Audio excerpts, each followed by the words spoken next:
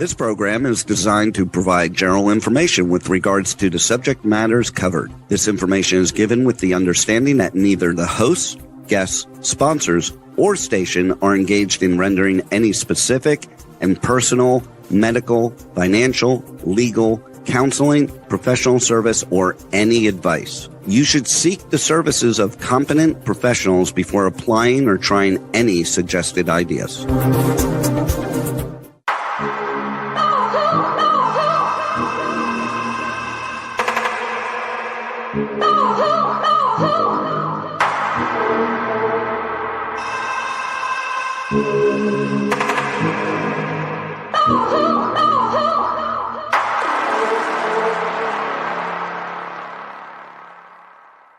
Good morning, True Seekers and True Crime Junkies. Welcome back to another episode of Hit the Road Jack, Finding the Zodiac. I'd like to welcome Harriette Suchet to the show this morning. Yes, good morning from home, sort of. Such a good place to be. Yeah, definitely. Well, I had a couple. Decoded missive. Okay, oh, beautiful. Yeah, we're going to hit that next. I have a little bit of laundry I wanted to get out there for anybody who has not seen this movie yet. It's called Mauritanian, and Jodie Foster received either nominations for awards or awards. I honestly only got involved with watching it because I saw that Jodie Foster was in the cast. I haven't seen her make anything for quite some time. I really just was going to check out and see how she's aging and how she's doing and all of these things. And found myself completely engulfed in a movie which to me kind of looked like a patsy for the 9/11 events.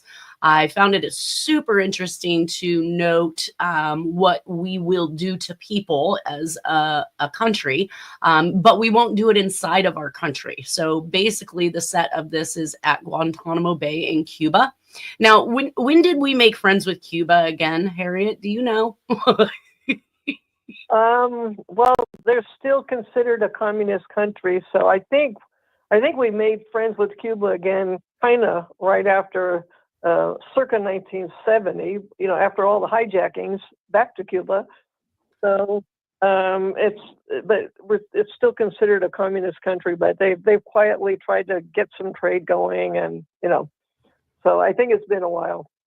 That's what I remember, like back in the day, if you had a Cuban cigar, you could be in trouble. You could go to jail, or, there was some illegalities behind having it, but it was supposed to be the best cigar. And of course, anybody who had money had them. And I'm sure they weren't getting busted and put into prison, but did they exactly. I'm like, did they ever lift that ban or illegalities on the I bet this was a question for Nolan, but I know he's super busy with cases and deadlines that he's got to make by Monday, so I don't know that we'll see him today.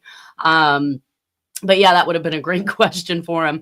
Either way, they basically, arrested this guy, took him from his home, and I'm guessing somewhere in Saudi Arabia by the looks of it, or East India, and they flew him out to Guantanamo Bay, where they basically tortured and hammered him, and the things that they do to him is just absolutely outrageous. So no wonder the whole get up for Guantanamo is in Cuba, because you couldn't get away with that in the United States.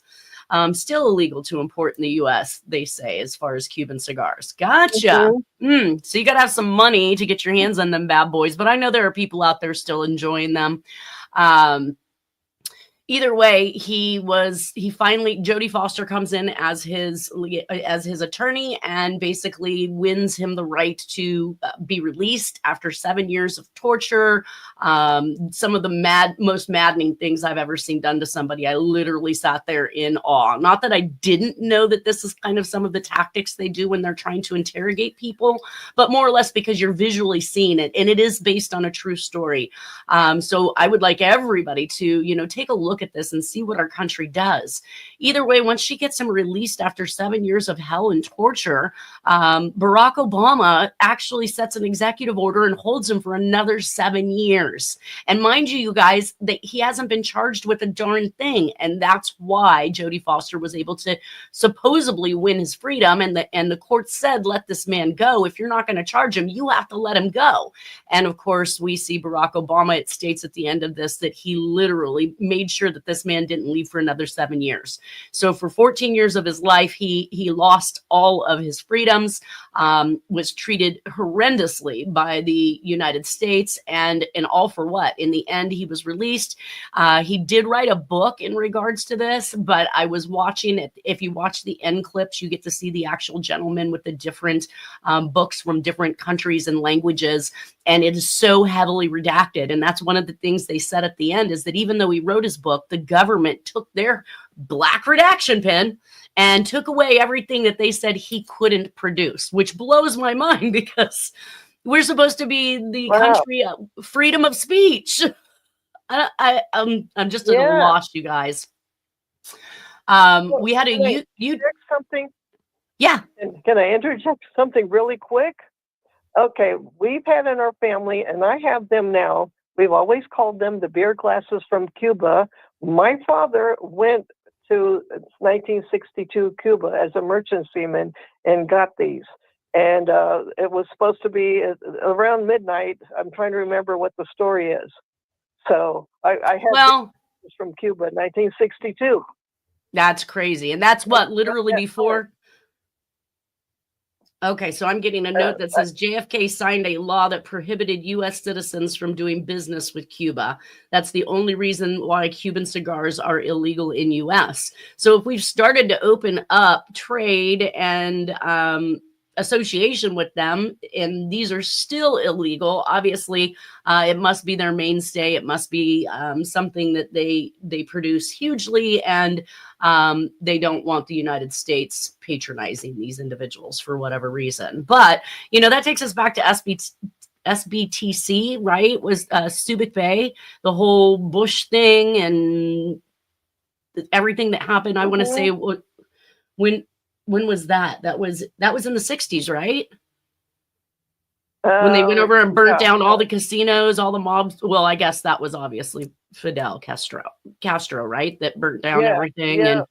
Gotcha. So, well, there were communist countries like what was going on in Vietnam. That was beginning in Vietnam. I mean, really, the war was getting really underway, and that's my father took part in trying to get people out and stuff out of 1962 in that part of the world also. So it's really strange to be talking about this. It hits home. Right. And with the burning of all of the casinos and the, hotels and the things in Cuba, those were all owned by what, American mobsters? I think it was a whole mess of people, but, definitely tied to America, because it was only, 90 miles away from Florida, which is the closest coastline of USA. So, I think there was a lot of people, a lot of businesses connected, and they always had, from what I understand, the mob had their 2% or 5% of all those businesses. Right. So you buck that system and you burn it down so that they don't make their money that they're making. Of course, now all of a sudden we see politics step in, and you're a communist country. Ay, my vey. Well, you'll enjoy this YouTuber. He's at Ed Edwards Ciphers, which I've discussed with him a couple different times. He's the one that doesn't have any handwriting on Ed Edwards, but insists that Ed Edwards is the Zodiac and that he has figured out his ciphers and all of these things that I thought was extremely interesting at first. And he reached out to me based on last week's show, and he said, now you're talking my language. While I'm not a question documents examiner, I've been studying the writing style of both the Zodiac and another certain serial killer. Now, is that certain serial killer supposed to be Ed Edwards, and that was supposed to be I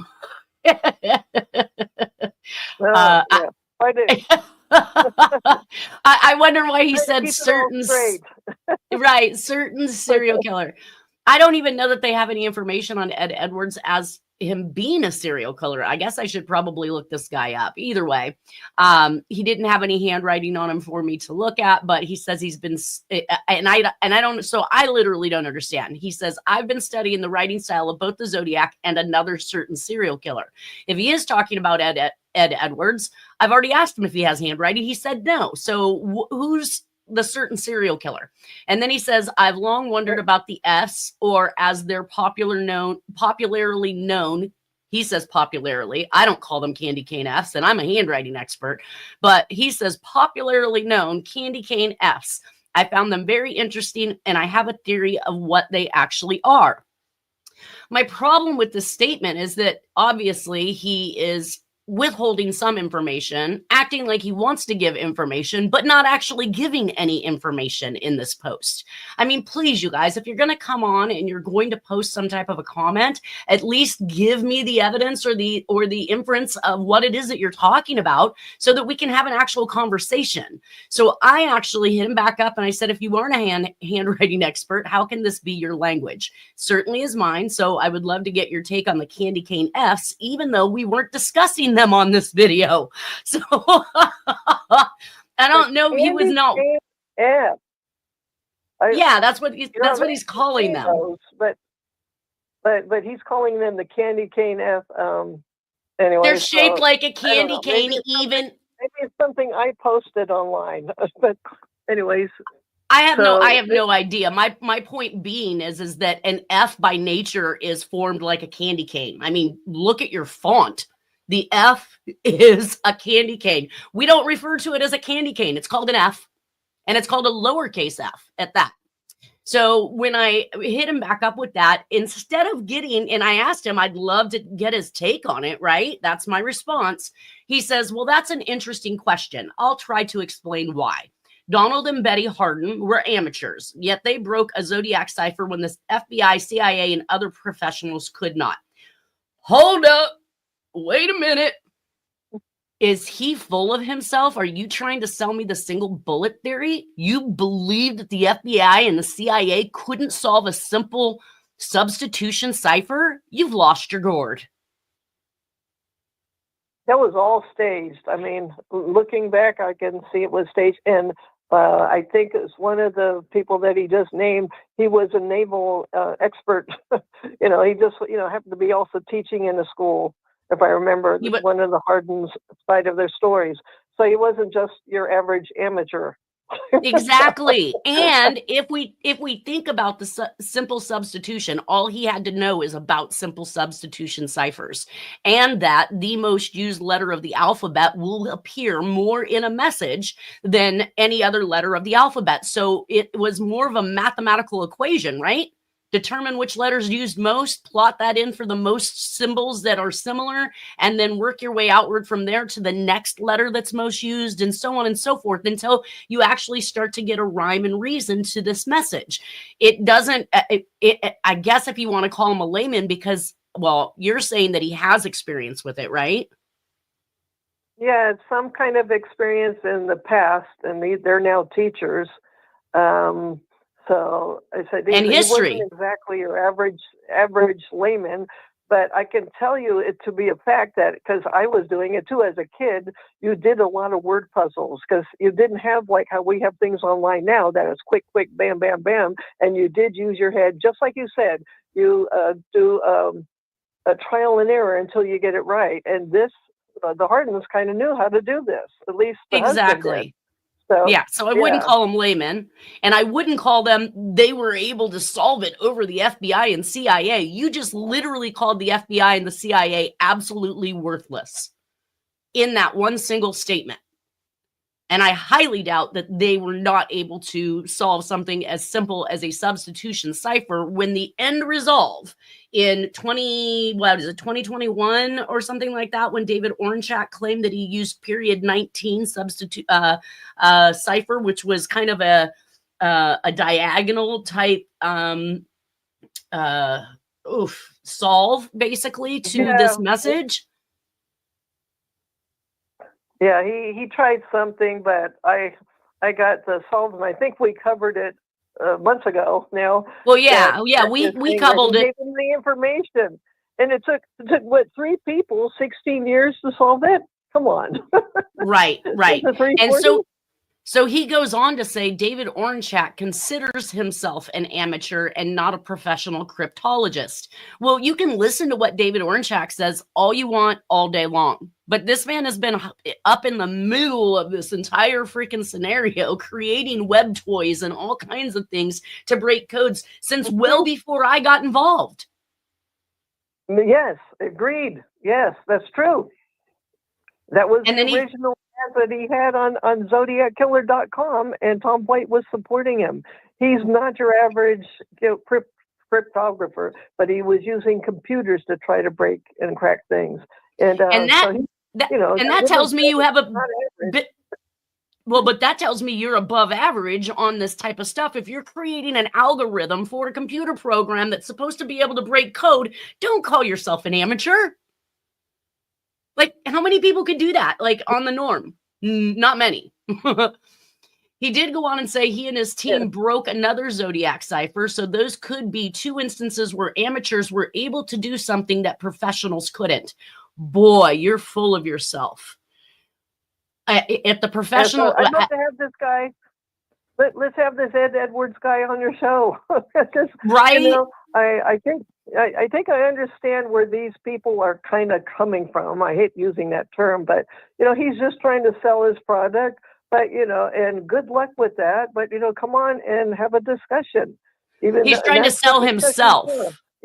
And the crazy thing is that he's not doing a good job of selling himself, because if you have a take on the candy cane Fs and you throw this kind of rhetoric back at me instead of that take on the candy cane Fs, then I think you're just messing with me. You're just wasting my time.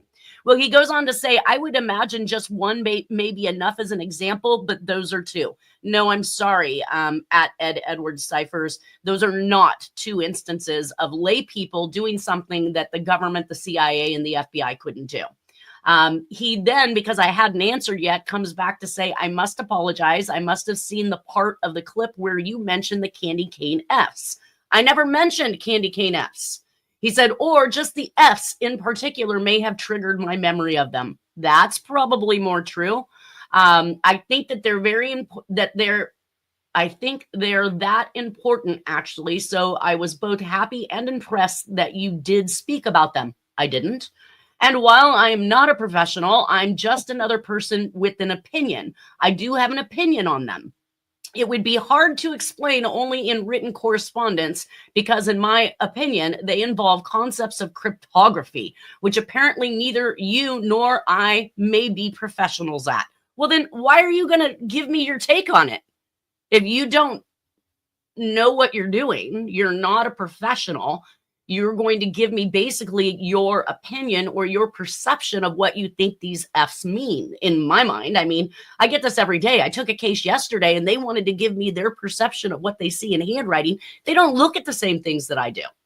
So I had to stop them and say, look, you're not here to bias me or get me on your side or tell me all the things you find right or wrong about the handwriting. It's my job to determine that.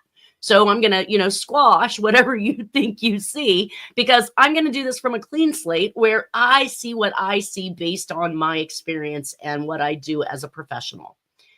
He finishes it off by saying, in a nutshell, however, it entails what may be missing. Okay. Especially when you compare the Fs to the actual Zodiac sigil. And he spelled this capital S-I-G-I-L. Do you know what he's talking about? I probably should have Googled the word. You said what? Repeat that again. What was the line? I-G-I-L? S-I-G-I-L. He said, especially when you compare the Fs to the actual Zodiac sigil. Sigil? What the hell is that? I'm sorry. I'm drawing a blank here. I feel like, again, I probably should have Googled it to see if it was actually a word. Anyways, he says, apologies in advance, as I mentioned, because just to mention it will not make any sense. So I do apologize in advance. That's a whole lot of, that reminds me of some of the letters that Zodiac wrote. All I know is I usually see a lot of acronyms after when I'm narrowing down what I'm doing, and I would look something like that up. Is that Latin? What is it? Is it a real word? So, I don't know. He just calls it the actual Zodiac sigil. Anyways, he goes on and he says, I would submit that I do feel that handwriting and its study are relevant, but I do feel that the application of cryptological concepts as they apply to handwriting may be very useful and a missing component. How can you say this if you're not even a professional at doing cryptoanalysis? I'm at a loss. Either way, I didn't get an answer, and that's what really upsets me the most, is because you spouted out about there is something behind this. You argue with me the ability of someone's take on what's been going on, and then you turn around and apologize to tell me that it won't make any sense if I try to tell you. So then why did you try to tell me? Oh, people. He's made his point. He's making his mark somehow. Okay. Right? Either way. All right. So enough of that. This brings us to a solve that you had recently given to me. I thought it came out in 1985. So my bad. I placed it in the wrong chronological order and have pulled it back to the forefront. I'll move it back to the 1965 era once we're done with it. But this was a letter that you skipped across. Where did you find this letter at, Harriette?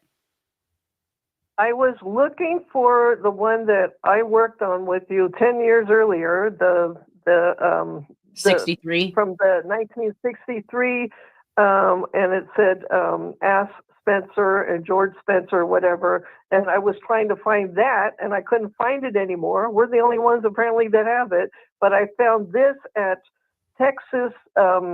It's the Texas version of the JFK letters. And when I saw it, I almost, like you would say, fall out of your chair. But I was in the hospital then. I almost fell out of the hospital bed. And I looked at it and I said, I recognize the system 100%. And I sent it to you. And I was also in the back of my head thinking that this could look like Jimmy Carter's handwriting, because the last time some of us thought something like that, not you, but that it was Jack's system and handwriting, and it turned out, as I decoded it last fall, it was from Jimmy Carter. And so I didn't know what to use at the code keys for sure, but I started working on it because doing things like that when I was hooked up to machines kept my mind off of a lot of things that were going on, and it was really good positive stuff for me. And I ended up finding out that for code, that it's not only verifying the solve that you had from 1963. I mean, that your document exam said that was Jack's handwriting of the December 1963 from the Dallas and the Lancaster postmark, Dallas PD. This is saying that Jack wrote that, but that Jimmy Carter sent it for him. And it's for the Get Hoffa Squad and all kinds of unbelievable things. And it's also okay. saying So let's get into it before you try to explain it. So basically, I have the envelope here, and you had said, in my unprofessional doc examiner opinion, the envelope has Jack 101 and may be decodable. I did not find that it was Jack's handwriting, obviously, but you said I'm not sure. Jack is in the Get Hoffa Squad, so maybe more than one involved. This takes us back to that theory that this is more of a group thing than it is just a single individual. You did say, FYI, I did find your Hit the Road Jack segment that had the Palmdale envelope. You did a show after this with the surprise info on the decode envelope. And I think that so either this envelope, or are you saying that the 1963 envelope actually related to Tippett body traded for JFK body, the Palmdale area where JFK was hid? Who shot him was Roselli, Brady, Bowers, and Civella from train tracks, etc. A monster. Right. But it's strange that it appears only you and I have a copy of this 12/3/63 envelope /note online. And I found this online 10 years ago. All this said, I wanted to decode that note. I did, and I'll send that. And then the 1988 McDonald's Zodiac communications decoded to this weekend, which you'll need to get those over to me because I don't believe I have those yet. But we're going to take a look at this envelope. Okay. So basically you stated all the information that you found on this particular envelope, correct? So things like Dallas Police Department Police Chief Jesse Edward Curry was the police chief at the time, police headquarters, municipal building. And then you allotted a number, obviously, to every single one of these particular letters in the communication. And that was to make sure that you don't double use them, right? Each one gets allocated with a number. And what's that? Okay. It's just to make sure that I don't leave anything out. And if I have 500 symbols, I better have 500 matching. So that's why it's how I anagram. Mm-hmm. So basically, taking all the information from that, you've assigned it a number, then you've turned around and you have created a message, and you've shown us that each one of the letters in this particular message has been accounted for via your system and the use of those particular letters. So you came up with a solve. Do you want to read that? Yeah, I'm going to read the tail end one, the last one that's kind of like a pinkish and whitish at the bottom. So this is the message. But I thought, what's this one that says Washington, Honorable N.E. New York Senator Kennedy? Okay, so that's where I'm at right now. This is the envelope, correct? Yeah, this is just the envelope, and I just am blown away when I'm finishing this. And okay, anyways, so go ahead and read it so we don't waste any time. Yes, ma'am. Okay. Washington, Honorable, New England, New York, Senator Bobby Kennedy. Sad you missing plenty, Mrs. DiMaggio, M for married, 1/14/1954, and that's when she was married. And then it says, President Kennedy, get Hoppa Squad. Next mission is railroad train tracks operator Lee Bowers Jr., and he's suggesting future over tomorrow's UPI, Pretty Cherry Joe Bates murder, i.e. then after, in year 1975, in newspaper, Whining Nut Jen for general manager, dog, International Brotherhood, Teamsters Union, Cappuccino lover, bum, Hoffa.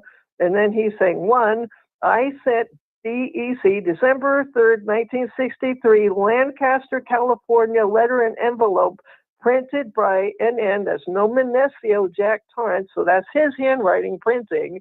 You did the verification. Anyways, and then it's describing what's in there so he can verify whoever decoded this. Anyways, United States, 5 cents postage stamp, dark blue, red, bluish, black, U.S. Scott number 1240, issue date November 1, 1963, which is true. That's the stamp is on there. Bureau of Printing and Engraving, Giori Press, black ink clock received Dallas Police Municipal Building Annex 106, South Harwood, microdot T that is on the stamp. Anyways. Tuberculosis, support your Tuberculosis Association, National Tuberculosis Association, Cross of Lorraine, November 22nd, 63, President, this is what was in the solve, President Lincoln's body, 5 perforations, tippet head, plaster cast, 10.5 millimeters by 10.5 millimeters pictures. He's trying to say what they used as President Kennedy's pictures. Anyways, and then it said, 2, I sent 1, my handwriting, the one version of this, 1965 Police Department, Dallas, Texas, from my city, Plains, Georgia, location, NN, he's saying he did it in secret, Nomenesio him, E8 military U.S. Navy pay grade, that's USN pay grade, James Carter, Jr. of Georgia, state senator and future president, 1976. It says all that. Wow. That is crazy. So it's basically indicating, I mean, this is obviously 2 years after, so it's basically indicating what occurred with JFK, but then it's talking about the upcoming murder of Sherry Jo Bates, while stating that eventually in 1976, James Carter Jr. is slated to become our next president. Yeah, and that's what's showing up in this 1965, and it's dated, I think, postmarked January 3rd, 1965. That is when Senator Bobby Kennedy went into the Hill and started serving as a senator. Now, your dad, being in the Merchant Marines way back in the years, had indicated to you at one point that the presidency has already been decided upon up to 15 years in advance. I think that's something I've heard you say several times, correct? Yes. So and it wouldn't be. With them. Yeah, I would argue with them often, and then I didn't want to argue with them too much. But anyways, yes, he would say that a lot. So basically, we're looking at a 12-year difference or 11-year difference between when Jimmy Carter's going to become president and the mention of it in a 1965 communication, and that is within the 15-year time frame. And I can kind of see how that they've got this going as well. I mean, especially with these last few elections and Trump getting back into office and things like that, you can see how they set this ploy up. Very, very interesting. So this is the actual communication itself, and this is the letter that was contained inside. And it said, "Dear sir, I'm writing you this letter because it is true, and I am going to prove it when I get out of prison. I want to tell you this because I can prove it. Now hold your hat. I know who spellings in there." I know. And yeah, he's got some interesting handwriting as well. "I know who had JFK shot because I was a good friend of Harry Oswald. Jack Ruby was paid to kill Kennedy by the Lyndon Johnson, and Jack Ruby paid Harry Oswald. Kennedy, Jack Ruby promised to meet Harvey Oswald at the theater and give him," I don't know. I'm sorry. This must. Yeah, it's so hard to read. What the Jack Ruby promised to pay him. So he's basically, it's almost as if he's trying to say that that Oswald was to be paid for actually having committed this crime. But it's a lot. I started to try to solve that one, and it ended up sounding like a lot of repetitive nonsense. Only saying Harvey Oswald, Harvey Oswald, Harvey Oswald, Harvey Oswald, and that's what was happening on the TV. So I think it's almost as if he's saying that the rest, this is the code on the envelope is the most important, and the rest is nonsense about Lee Harvey Oswald. Oh, it's I kept saying Harry and Henry because you can't read his writing. I'm like, what is he writing here? My goodness. So yes, so killing Kennedy, Harvey Oswald wanted me to go to the theater with him. So he's got all kinds of things going on in this letter, but you're right. It's very repetitive. He almost keeps saying the same exact thing over and over again instead of giving the information we're looking for. And that takes us actually to this solve that you were saying, which was more the pinkish color or look. And that was that the one that you just read? Because the one that I read was a combination of both, but yeah, I just read, and it's one that's dated 3/25/25, and I put the two together because that's pretty much the best completed solve of what he's trying to get across. And he's confirming again what you identified from 1963. Right. So the only thing we hadn't read out of this then is section number 2, right? I sent my handwriting. Yeah, I just read that, but that was blowing me away. It's saying he's going to be the president in 1976. Right. More predictory stuff, basically, which we've been used to seeing in these cases. All right, well, then that brings us back to our next. We're going to go right back into some Texas murders. Again, everybody remember Jack is currently divorced from Nora at this point in time. We don't really see him until a little bit later, where he indicates that he's even working for Hewlett Packard yet. So again, we're still waiting to see that stuff pop up. But in June 7th of 1984, 30-year-old George H. Bud Sager Jr., West Dallas, Conroe, Texas, went missing. Sager withdrew money from his bank near IH-45 and Spring Cypress Road in Spring, Texas. This is the last time that he was known to have been seen alive. On July 3rd of 1984, Sager's truck was found abandoned in the parking lot of the Crossroads Shopping Center located at 1100 West Dallas, Conroe. Foul play was suspected at the time, and Sager was never heard from again. So this is more of a missing person. Then we have a skull that's found from a missing person in 2011. In 2010, MSCO cold case detectives obtained DNA from Sager's family members for upload into the DNA database known as CODIS.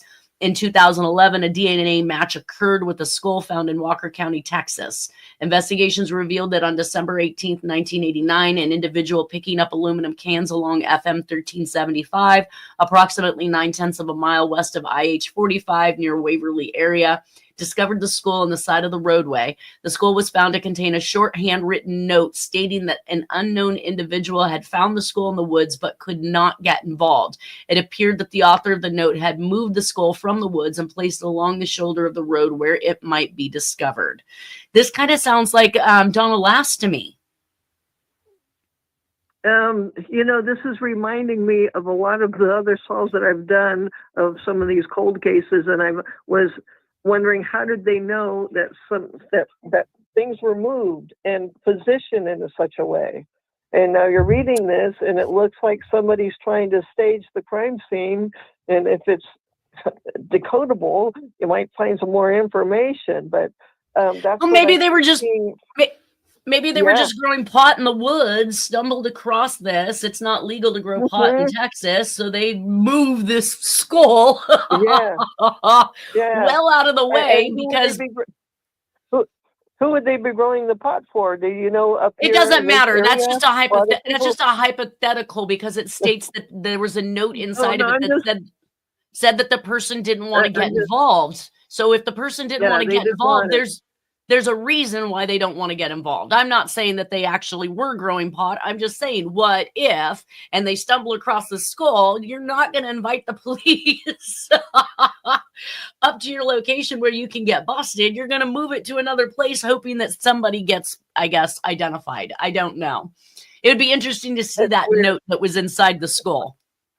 I just wanted to say quickly, a lot of people say that the CIA, the marijuana that they were using, even in Jack's era, was being grown in certain regions here, and it was being grown for the CIA to do some weird things diplomatically to get the goods on people. So somebody like that would not want to get involved. Right. There's a reason. And my apologies to the victims. Yeah, exactly. Well, at least they were able to identify him. But the interesting part is that what was it, 1986 that Donna Lass's skull was found? No, they say it was 1986, and that's what I said. How many decades to get it identified? No, but that's what all I asked was 1986, and yes. 1986 was when her skull was found, but she went missing in 1971. He goes missing in 1984, and his skull is found in 1989. But again, by the freeway, which is pretty much, a central location or a location near where Donna Lass's skull was found as well. But hers was actually found in the woods. June 10th of 1984, approximately, Katrina DaCosta in Stockholm, Sweden. I'm not sure. This is back from 2009. I just threw in every single unsolved murder I can find. But we'll talk about it anyways in case it brings things back up for people to reminisce or research. It says remains of Swedish prostitute Katrina DaCosta on 19th of June 1954 to 1984 were found in Solna, north of Stockholm in the late summer of 1984. DaCosta had been dismembered and parts of her body in plastic bags were found 1 kilometer apart on 18th of July and the 8th of August. The case is known as Strickmordstra. Oh yeah, I'm not trying that, guys. It actually means the dismemberment murder trial. How DaCosta died has not been established since vital organs, 1 breast, genitalia, and her head have not even been found. Wow. Extremely interesting, extremely brutal.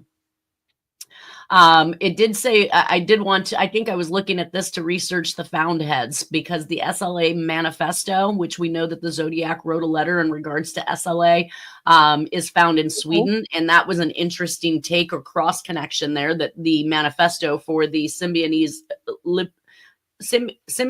Liberation Army was actually located in Sweden. So I wanted to also check for other Sweden murders just to see if there could be some type of a cross connection between it. June 21st of 1984, Christine Ann Bood, Riverbrook Drive, Forest Hill subdivision of Conroe, Texas. So we're starting to see a theme right now. This Conroe thing is a lot of these unsolved murders that are occurring. And it says she was last seen in the parking lot of the Inverness apartment complex located at 403 Longmire Road, Conroe, Texas, at approximately 2 a.m.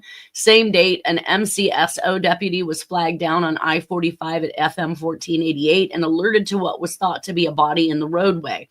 The deputy responded and found the dead body of Bud lying in the roadway. The subsequent investigation and subsequent autopsy revealed that she had died from being struck by a vehicle. Evidence at the scene indicated that the striking vehicle turned around and reapproached Bud's body prior to fleeing the scene. And this was Conroe, Porter, and Springer, all pretty much within 30 to 40 minutes from Humble, Texas, which we will see, we did with the 2005 finale letter, the Humble, Texas reference.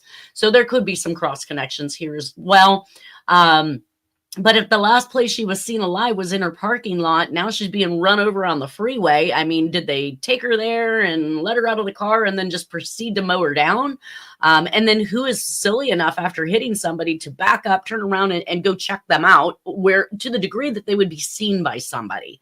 You don't have anything on Christine Bood, though, do you? No, but that's very familiar territory, what I've done, many. But so I'm just wondering, is that also Robert Abel? Because that's the stuff he would do. It's God, but he got his, Yeah, I still get confused because the finale letter said that Abel was not the devil that Blue City or League City Blue Fuzz was looking for, in a sense. And why would a serial killer take credit for a multitude of different unsolved killing sprees and given out to somebody like Abel, especially if he was a killer, a serial killer, no less? Why would they take away that? And I want to say that Pat Serial, one of the profilers, probably for the FBI or something like that, was really interested in Abel as a potential for being the suspect. But here we have this taunting letter, which we know is Zodiac 101, stating that he's not the person you're looking for. So I get a little confused on that. Yeah, on July 29th.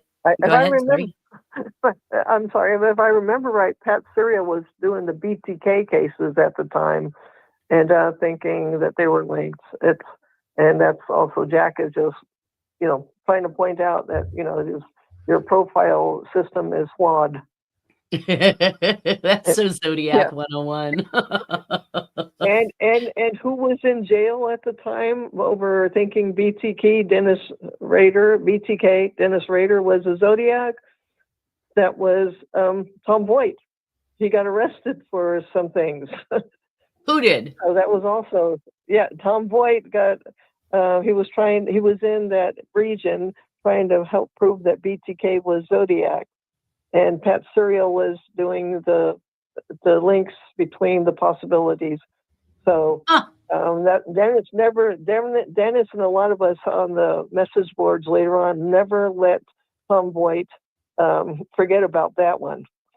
So Tom Voigt got himself arrested while trying to insinuate that the BTK bomber was the Zodiac? That the BTK killer was the Zodiac, that Dennis Rader was actually probably the most likely suspect. And he got in trouble and he got arrested then. And BTK, what does that acronym stand for again? Bind, torture, kill? Bind, torture, kill, yeah. Gotcha. And then, he was thinking, okay, I got the right, he was trying to push a Zodiac suspect. So, yeah, he got in trouble. So I think Jack is also trying to point out in many ways that your system is flawed, including this guy who is saying that, that all these guys are linked in as one. And we hadn't really seen a lot of bind, torture, kill in the acts of the Zodiac killer unless you go all the way back to, say, Black Dahlia era. I mean, she clearly looked like she had been tortured based on all of the damage to her face and her mouth being cut and all of those things. But as you got into the Zodiac stuff, you didn't really see torture so much as a tactic, as much as you saw just blunt force trauma, strangulation, and shootings and stabbings. So I'm not sure why he would think that bind, torture, kill would be up the alley of the Zodiac killer, especially if he didn't believe that he was involved with the Black Dahlia stuff. Now, if you believe that he was in part of the Black Dahlia stuff, then I could see, yes, you putting those two together, but I don't know what his take is on Black Dahlia. Anyways, we have another murder in Florence, in Italy, of a couple on 29th of July, 1984. Law student Claudio Stefanacci and barmaid Pia Gilda Rontini, 18, were shot and stabbed in Stefanacci's Fiat Panda parked in a wood I can't even speak now. There's so many different versions of language here. Parked in a woodland area near Vicchio. The killer removed Rottini's pubic area and left breast. So now we have this might be why I put that last one, booed, in there, because we're seeing the missing breast and the pubic area. This stuff is kind of really reminiscent of Black Dahlia. Says there were reports of a strange man who had been following the couple in an ice cream parlor some hours before the murder. A close friend of Rontini called that she had confided that she had been bothered by an unpleasant man while working at the bar. That's a very interesting take, but yeah, I mean, removing the pubic area and the left breast, we had, I don't remember which breast was damaged on Black Dahlia, but we did see them manipulate the pubic area and the breast. Mm-hmm. What's going on here? All right. Well, that brings us to Laura Miller, and we've only got about 4 minutes, so I'm not sure if we want to hop into this right now or discuss some of the things that we've been talking about thus far. What do you think, Harriette? Yeah, let's just talk about what thus far, because there's a lot going on in there, and it looks like you had one of the victims from Stockholm, Sweden, and the SLA, all that. A lot of people were thinking, and I was one of them, that the SLA was where you find James Kilgore, you're going to find the real Zodiac. And I'm seeing that Zodiac is, of course, just intel community things.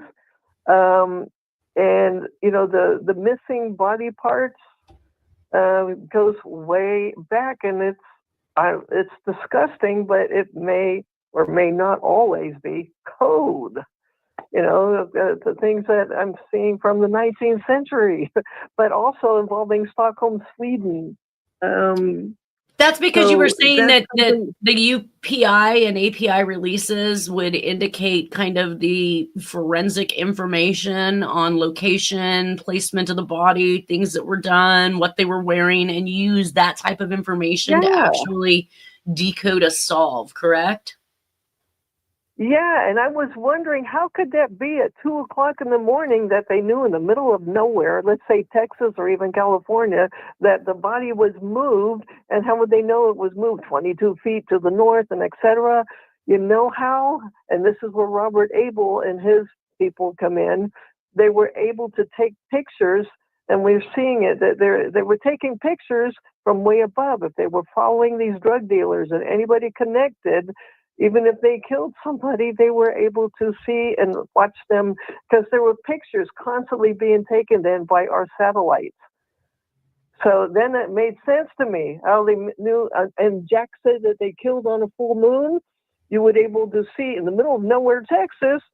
If you've ever been to Texas, and I went there as a kid a couple of times, in the middle of nowhere and a full moon, it was almost like daylight. So right. He talks about that in one of his letters as the Zodiac. Being able to see by the... It made sense that they were able to see from the way up above and click the pictures, and then they would go back and see, well, the victim was dragged 22 feet to the north, and it was 2 o'clock in the morning or 2:40 in the morning, And and I think that simple forensics also gives you, where a person was killed versus where a body was dumped, simply by the lack of blood. We're down to our last 30 seconds at this point. I think that was a very interesting take. Thank you, Harriette. I want to wish everybody a wonderful weekend, and we will be back next Friday. See you then. Thank you, Harriette, for being here today. And I think I'll be on visually. Okay. That'll be awesome. We'll see you then. Take care.